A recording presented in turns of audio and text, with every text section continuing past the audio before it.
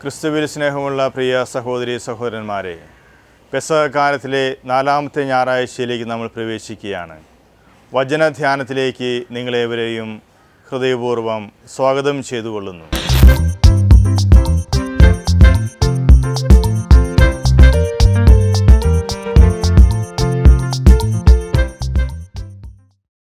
പെസഹക്കാലത്തിലെ 4-ാമത്തെ ഞായറാഴ്ച പാരമ്പര്യമായി അറിയപ്പെടുന്നത് നല്ല ഇടയൻ്റെ ഞായറാഴ്ച എന്നാണ്.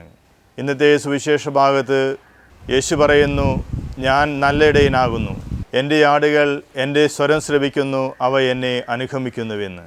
യേശുവുമായിട്ടുള്ള അഗാധമായ ഒരു ബന്ധത്തെക്കുറിച്ചാണ് ഇവിടെ പറയുക. യോഹന്നാൻ്റെ സുവിശേഷം 10-ാം അധ്യായത്തിൽ യേശുനാഥൻ നല്ല ഇടയനായിട്ട് തന്നെ അവതരിപ്പിക്കുമ്പോൾ 9-ാം അധ്യായത്തിൽ നമ്മൾ വായിച്ചു കേൾക്കുന്നത് അന്ധനായ ഒരു മനുഷ്യനെ സൗഖ്യപ്പെടുത്തുന്ന രംഗമാണ്. യേശുനാഥൻ അന്ധനായ മനുഷ്യനെ സൗഖ്യപ്പെടുത്തുമ്പോൾ അയാളെ സിനഗോഗിൽ നിന്നും പുറത്താക്കുന്നുണ്ട്. എന്നാൽ അയാൾക്ക് കാഴ്ച ലഭിക്കുന്നു. ശാരീരികമായ ഒരു സൗഖ്യം മാത്രമല്ല, ആന്തരികമായ ഒരു ഉൾക്കാഴ്ച കൂടി അയാൾക്ക് ലഭിക്കുന്നുണ്ട്. ഇപ്രകാരം ആന്തരികമായ ഉൾക്കാഴ്ചയിലേക്ക് നടന്നു വരുന്ന വ്യക്തികൾ ദൈവവുമായി അഗാധമായ ബന്ധത്തിലായിരിക്കുന്നു എന്നാണ് 10-ാം അധ്യായത്തിൽ യോഹന്നാൻ ശ്ലീഹ നമ്മളെ പഠിപ്പിക്കുക. ഞാൻ നല്ല ഇടയനാകുന്നു, ഞാൻ എൻ്റെ ആടുകളെ പേര് ചൊല്ലി വിളിക്കുന്നു. ഇപ്രകാരം യേശുവും നമ്മളും തമ്മിലുള്ള അഗാധമായ ഒരു ബന്ധത്തിൻ്റെ പ്രതീകമായിട്ടാണ് ഇന്നത്തെ സുവിശേഷ ഭാഗം നിലകൊള്ളുന്നത്. യേശു തന്നെ വിശേഷിപ്പിക്കുന്നത് ആടുകളുടെ വാതിൽ എന്നാണ്. പിതാവായ ദൈവത്തിൻ്റെ മുഖം നമുക്ക് വെളിപ്പെട്ട് കിട്ടുന്നത് യേശുവിലൂടെയാണ്. യേശുവിൻ്റെ ഐഡൻറ്റിറ്റി ഈ ലോകത്തിൽ പ്രകാശിതമാക്കുന്നത് അത് തിരുസഭയിലൂടെയാണ്. ഇപ്രകാരം നമ്മൾ സഭാജീവിതത്തിലൂടെ യേശുവിലേക്കും പിതാവിലേക്കും നടന്നെടുക്കണമെന്ന് തന്നെയാണ് ഇന്നത്തെ സുവിശേഷ ഭാഗം പറഞ്ഞു വയ്ക്കുക. നമുക്ക് നമ്മുടേതായ രീതികളിലൂടെ ദൈവത്തെ തേടാൻ സാധിക്കുകയില്ല.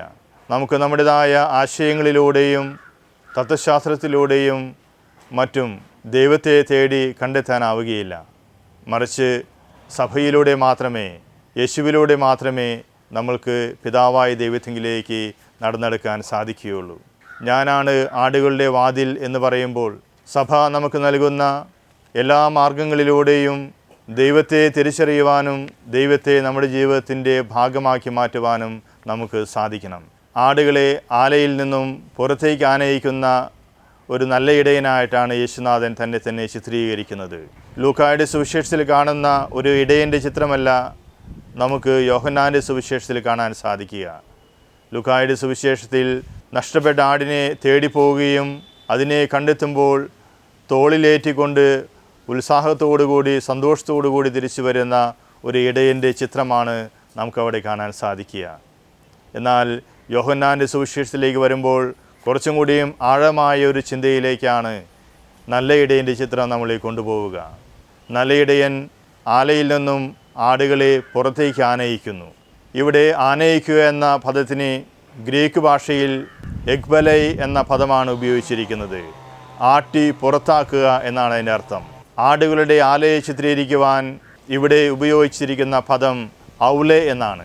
പഴയ നിയമത്തിൽ 147 പ്രാവശ്യം ഈ പദം ഉപയോഗിക്കുന്നുണ്ട്. ജനങ്ങളുടെ മതപരമായ ആചാരങ്ങളെ കുറിക്കുന്നതിന് വേണ്ടിയാണ് ഈ ഒരു പദം ഉപയോഗിച്ചിരുന്നത്.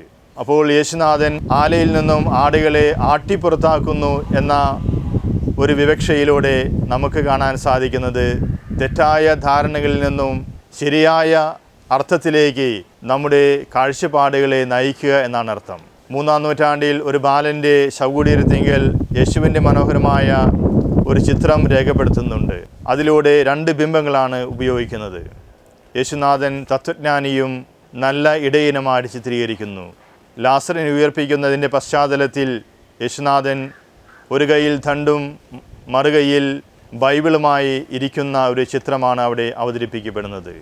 ദണ്ഡ് എന്ന് പറഞ്ഞാൽ തത്വജ്ഞാനിയുടെ വടിയാണ്. തത്വജ്ഞാനി എന്ന് പറയുമ്പോൾ നമ്മുടെ ജീവിതത്തെ നേരായ വഴിയിലേക്ക് നയിക്കുന്ന വ്യക്തി എന്നാണ് അന്നത്തെ കാലത്ത് അറിയപ്പെട്ടിരുന്നത്. യേശുനാഥനാണ് യഥാർത്ഥ വഴി. ഇപ്രകാരം ഒരു നല്ല ഇടയൻ്റെ ചിത്രത്തിലൂടെയും എപ്രകാരമാണ് നമ്മുടെ ജീവിതപാതയിൽ നമ്മോടൊപ്പം യാത്ര ചെയ്യുന്ന യേശുനാഥൻ കടന്നു വരുന്നത് എന്ന് അവിടെ ചിത്രീകരിക്കുകയാണ്.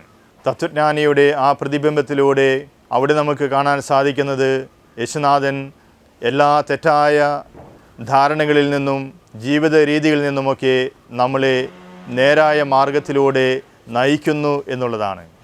ആലയിൽ നിന്നും തൻ്റെ ആടുകളെ ആട്ടി പുറത്താക്കുമ്പോൾ യേശുനാഥൻ അവിടെ അർത്ഥമാക്കുന്നത് നമ്മുടേതായ തെറ്റായ ധാരണകളിൽ നിന്നും, തെറ്റായ മതാചാരങ്ങളിൽ നിന്നും, തെറ്റായ ദൈവിക വീക്ഷണത്തിൽ നിന്നും, തെറ്റായ മോറൽ ലൈഫിൽ നിന്നുമൊക്കെ നമ്മൾ പിന്തിരിയണം എന്ന് തന്നെയാണ് അർത്ഥമാക്കുക.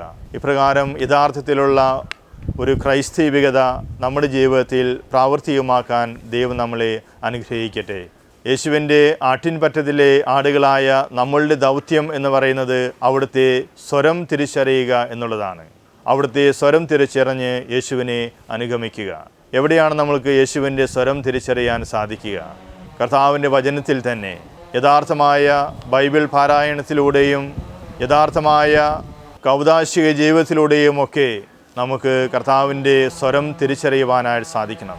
ഇന്ന് സ്വരബാഹുല്യ നിമിത്തം കലുഷിതമായിരിക്കുന്ന ഒരു ലോകത്തിൽ നമ്മൾ ജീവിക്കുമ്പോൾ യഥാർത്ഥ സ്വരം ഏതെന്ന് തിരിച്ചറിയാൻ കഴിയാതെ പോകുന്ന അവസ്ഥകളുണ്ട്. ഞാനാണ് നല്ല ഇടയൻ എന്ന് പറഞ്ഞുകൊണ്ട് പല നേതൃത്വങ്ങളും കടന്നു വരുന്നുണ്ട്. എന്നാൽ യഥാർത്ഥമായ സ്വരം തിരിച്ചറിയാൻ സാധിക്കുക എന്നുള്ളതാണ് ഏറ്റവും പ്രധാനപ്പെട്ട കാര്യം. നമ്മൾക്ക് കർത്താവിൻ്റെ സ്വരം തിരിച്ചറിയുവാനുള്ള അനുഗ്രഹമുണ്ടാകട്ടെ. അതോടൊപ്പം തന്നെ നമ്മുടെ ജീവിതത്തിൽ നമ്മൾ ഏറ്റെടുക്കുന്ന ഏറ്റവും വലിയ വെല്ലുവിളിയാണ് കർത്താവിനെ അനുഗമിക്കുക എന്നുള്ളത്. വിശ്വാസം ലഭിക്കുക എന്നുള്ളത് എളുപ്പമാണ്. എന്നാൽ വിശ്വാസത്തിൽ നിലനിൽക്കുക എന്നുള്ളത് അത് വളരെ പ്രയാസകരമായ ഒരു കാര്യമായിട്ടാണ് നമുക്ക് എപ്പോഴും അനുഭവപ്പെട്ടിട്ടുള്ളത്. അപ്പോൾ കർത്താവിനെ യഥാർത്ഥത്തിൽ അനുഗമിക്കണമെങ്കിൽ നമ്മുടെ ജീവിതത്തിൽ ഒരു ദൃഢനിശ്ചയം ആവശ്യമാണ്.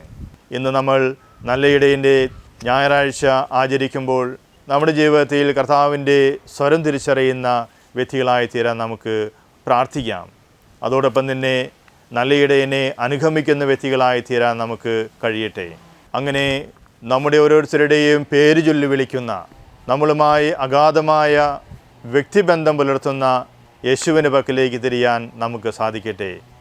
ഈ പെസഹ കാലത്ത് ഉദ്ധിതനായ യേശുവിൻ്റെ ചൈതന്യത്തിൽ നിറഞ്ഞ് ഉയർപ്പിൻ്റെ മഹത്വത്തിൽ ജീവിക്കുന്ന വ്യക്തികളായി തീരാൻ ദൈവം നമ്മളെ ഓരോരുത്തരെയും അനുഗ്രഹിക്കട്ടെ. ആമേൻ.